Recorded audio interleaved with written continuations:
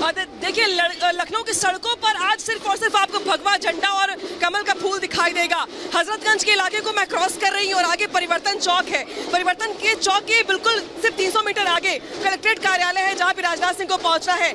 और जो तस्वीर देख रहे हैं आप, ये राजनाथ सिंह के उसी काफिले की है, जिसमें आगे और पीछे हर तरफ आपको बीजेपी के कार्यकर्ता ही दिखेंगे।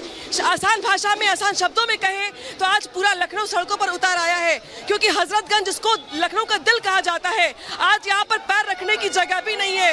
रथ देख रहे हैं आप राजनाथ सिंह का, जिस रथ पे राजनाथ सिंह सवार है, उनके बगल में उत्तर प्रदेश के मुख्यमंत्री योगी आदित्यनाथ दिखाई दे रहे हैं आपको। साथ में दोनों डेप्यूटी सीएम, उत्तराखंड के मुख्यमंत्री पुष्कर सिंह धामी नजर आ रहे हैं आपको। यानी कि एक बार फिर से राजनाथ सिंह ने जिस तरीके से यहाँ पर नामांकन भर रहे हैं, और आज जानकारी ये भी है कि राजनाथ सिंह ने हमेशा की तरह इस बार भी मुहूर्त को लेकर के यहाँ पर तय किया है, और उस मुहूर्त में ही नामांकन होना है। इसी को लेकर के जो कार्यक्रम है उसके हिसाब से आगे बढ़ाया जा रहा है। और जिस तरीके से ढोल नगाड़े की थाप पर कार्यकर्ता ऊर्जा से भरपूर है। बड़ी बात यहाँ पर राजनाथ सिंह को यहाँ पर हिंदू हो चाहे मुस्लिम हो चाहे सिख या ईसाई, लखनऊ में हर का वोट मिलता रहा है।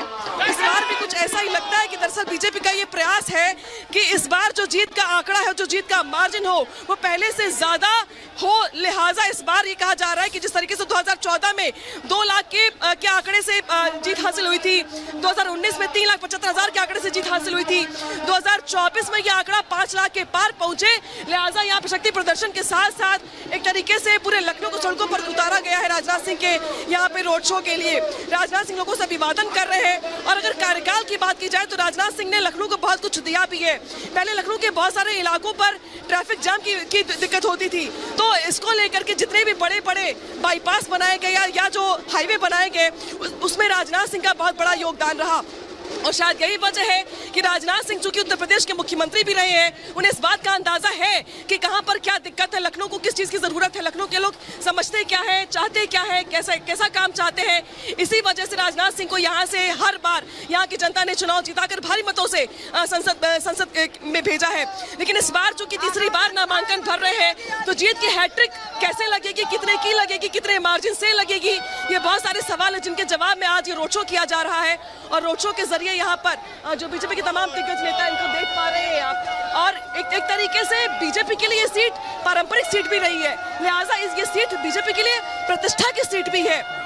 अटल बिहारी वाजपेयी से लेकर लालजी टंडन जी से लेकर राजनाथ सिंह, सबने इस लीगेसी को लेकर आगे बढ़ाया है। लिहाजा प्रतिष्ठा दांव इस लिहाज से भी लगी हुई है कि ये जो बीजेपी के लिए सीट है, वो कितनी इस बार मुफीद साबित होती है। आप लोग बताइए, कहाँ से आए आप लोग? कहाँ से आए हैं आप लोग? कानपुर से आए हैं? जी में शामिल होने कानपुर से आए मैडम। राजनाथ सिंह को जिताने भारी मतों से जिताएंगे, 400 पार कराएंगे, 400 पार कराएंगे। आपकी बार सरकार 405, भारतीय जनता पार्टी जिंदाबाद। आपकी बार 5 लाख पार, 5 लाख पार, आपकी बार राजनाथ सिंह 5 लाख पार। यहाँ पे अबकी बार 400 पार और अबकी बार 5 लाख पार। जैसा मैं पहले भी कह रही थी कि इस बार राजनाथ सिंह की ओर से जो दावा किया गया, वो कहा गया है कि लखनऊ से इस बार 5 लाख के मार्जिन से जीत हासिल करने को लेकर प्रयास है। और देखिए, इसी तरीके से कुछ लखनऊ की सड़कों पे आपको हर जगह फूल बिखरे हुए दिखाई देंगे, और बीजेपी के झंडे के साथ आपको ये पूरे के पूरे आज इलाके जहाँ पे आपको तिल रखने की जगह भी नहीं मिलेगी, क्योंकि आज की ओर से जो दो प्रत्याशी हैं राजनाथ सिंह के साथ, आज कौशल किशोर का भी नामांकन होना है, जो कि मोहनलालगंज सीट से सांसद रहे हैं कई बार और केंद्रीय मंत्री भी रहे हैं, इस बार भी चुनावी मैदान में है। तो दोनों ही जो नेता है बीजेपी के, उनका नामांकन होने वाला है कुछ देर के बाद। और राजनाथ सिंह जो कि रक्षा मंत्री हैं देश के, लखनऊ के, उत्तर प्रदेश के मुख्यमंत्री भी रहे हैं, तो इस लिहाज से ये सीट भी उनके लिए महत्वपूर्ण है और ये जीत बीजेपी की महत्वपूर्ण है। शायद यही वजह कि मुख्यमंत्री ने आज खुद कमान संभाल ली है और माइक पर वो खुद लोगों से अपील कर रहे हैं कि लोग कैसे चले, किस तरीके से आगे बढ़े, रोड का डाइवर्जन कैसे किया जाए, ट्रैफिक पुलिस कैसे काम करे। आज खुद मुख्यमंत्री ने कमान संभाल ली है।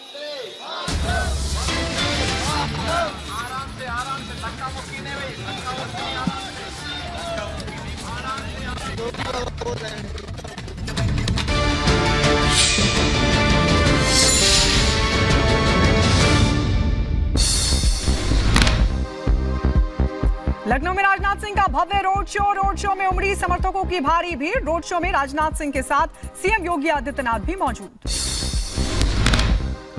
थोड़ी देर में रक्षा मंत्री और लखनऊ से बीजेपी प्रत्याशी राजनाथ सिंह दाखिल करेंगे नामांकन। राजनाथ सिंह ने पूजा अर्चना भी की।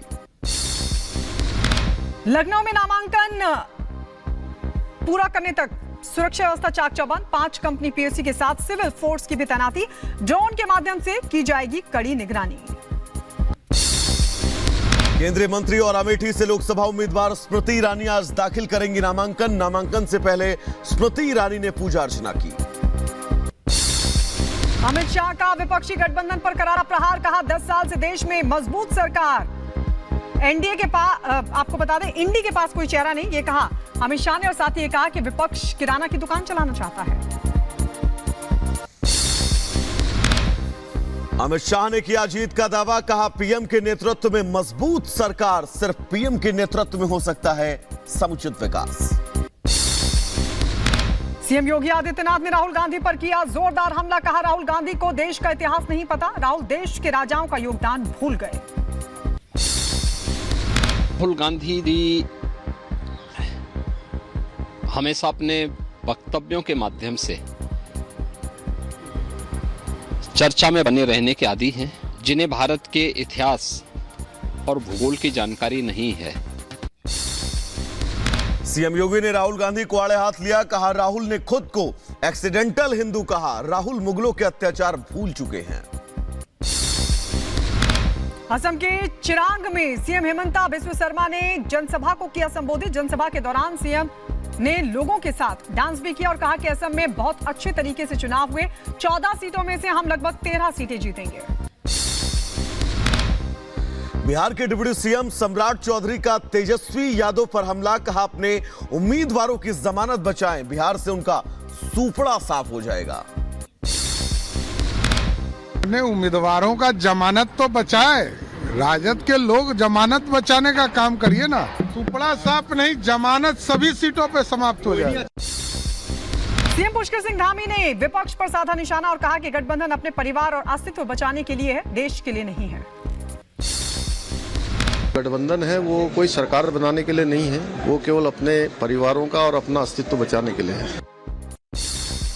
यूपी के एटा में सांसद राजवीर सिंह ने अनोखे अंदाज में मांगा वोट। कहा 10 साल में कोई गलती हुई हो तो उसकी सजा मोदी जी को मत देना। बढ़ चढ़कर वोट करने की अपील भी की है। जम्मू कश्मीर के उधमपुर में सेना का सर्च ऑपरेशन दूसरे दिन भी लगातार जारी। जम्मू कश्मीर पुलिस ने 2 लोगों को पूछताछ के लिए बुलाया। आतंकियों को पनाह देने के आरोप में लिया गया हिरासत में। जम्मू कश्मीर के रामबन में सड़क पर आई मिट्टी। मलबा आने के कारण जम्मू श्रीनगर नेशनल हाईवे फिलहाल बाधित। जम्मू कश्मीर के बारामूला में लैंडस्लाइड। एक व्यक्ति के जख्मी होने की खबर। लैंडस्लाइड के कारण सड़क पर आया मलबा हटाने का काम लगातार जारी। नोएडा में भी सड़क पर 4 लड़कियों के साथ लड़ाई। सोशल मीडिया पर वीडियो वायरल। पुलिस ने चारों को चेतावनी देकर छोड़ा। उत्तराखंड में लक्सर रेलवे स्टेशन पर बाल बाल बची यात्री की जान। पैर फिसलने से प्लेटफॉर्म के बीच फंसा यात्री। सुरक्षा कर्मी ने बचाई जान। बंगाल के कोलकाता में आग का तांडव। एक गोदाम में लगी आग। कड़ी मशक्कत के बाद आग पर काबू पाया गया। कोलकाता में गोदाम में आग लगने के बाद हड़कंप। उत्तर प्रदेश के देवरिया में ट्रक में अचानक से लगी भीषण आग। आग देखकर लोगों में मची अफरा तफरी। कड़ी मशक्कत के बाद दमकल कर्मियों ने आग पर पाया काबू। छत्तीसगढ़ के बेमेतरा में हुई दुर्घटना में मरने वालों की संख्या बढ़ी। हादसे में 9 लोगों की मौत जबकि 22 लोग घायल। दिल्ली के प्रगति मैदान टनल में हुआ हादसा। बाइक फिसलने से एक पुलिसकर्मी की मौत। घटना का सीसीटीवी फुटेज आया सामने। पुलिस घटना की कर रही है जांच। और उत्तर प्रदेश के हाथरस में रोडवेज बस को रोककर उसकी छत पर युवकों ने किया डांस। घंटों तक लगा रहा जाम। युवकों का वीडियो वायरल।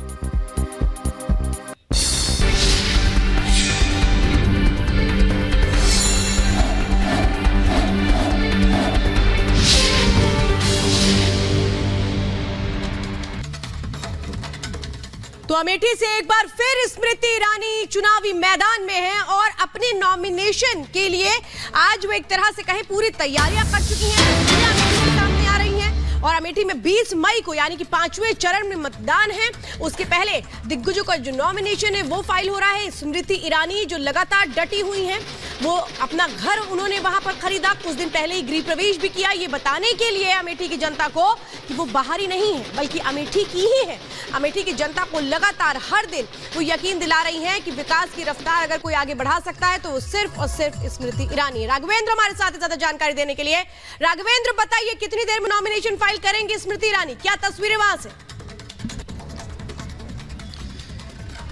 देखिए यहाँ जो तस्वीरें हैं वो बहुत ही ऊर्जा से भरी हुई हैं। यहाँ पर मैं देखिए इसमें भारतीय जनता पार्टी जो गौरीगंज जो कार्यालय है भाजपा का वहाँ पर मौजूद हूँ। वहाँ पर देखिए रोड शो के लिए 2 भव्य रथ तैयार किए गए हैं जिसमें भारतीय जनता पार्टी के जो महत्वपूर्ण नेता हैं वह रहेंगे। एक रथ में स्मृति ईरानी रहेंगी और मध्य प्रदेश के मुख्यमंत्री मोहन यादव जो कि भारतीय जनता पार्टी कार्यालय पहुँच चुके हैं। अभी कुछ ही मिनटों बाद यह रोड शो यहाँ से शुरू हो जाएगा और कलेक्ट्रेट तक जाएगा जहाँ पर उनको नामांकन दाखिल करना है। तीसरी बार स्मृति ईरानी नामांकन दाखिल करेंगी। अमेठी में उन्होंने 2014 में पहली बार राहुल गांधी को टक्कर दिया था, लेकिन कुछ वोटों से वो हार गई थी और राहुल गांधी यहां से जीत गए थे। लेकिन दूसरी बार 2019 में उन्होंने राहुल गांधी को हरा दिया और अब तीसरी बार स्मृति ईरानी यहां से ताल ठोक रही हैं। तो आप देखिए यहां का जो माहौल है वह इस समय पूरी तरह से जश्न और संस्कृति में डूबा हुआ है। अलग अलग जगहों में नृत्य हो रहा है, ढोल नगाड़े बज रहे हैं, शंखनाद हो रहा है, कार्यकर्ताओं के अंदर जबरदस्त जोश है। यहाँ पर कार्यकर्ता भी इकट्ठा हुए हैं, 3 रथ तैयार किए गए हैं आप देखिए। और स्मृति ईरानी के जो पति हैं वह भी यहाँ पर आ चुके हैं, साथ में ही हैं, लेकिन चूंकि भारी भीड़ है, भीड़ के वजह से उन तक पहुँचना अभी मुश्किल हो रहा है। लेकिन जो माहौल है वह बहुत जबरदस्त है, एकदम जोश से लोग भरे हुए हैं। आगे एक डीजे लगा हुआ है और उसी डीजे में देखिए ये जो रथ है, इसी रथ में देखिए मोहन यादव, ये देखिए तस्वीरें, और यहाँ देखिए ये स्मृति ईरानी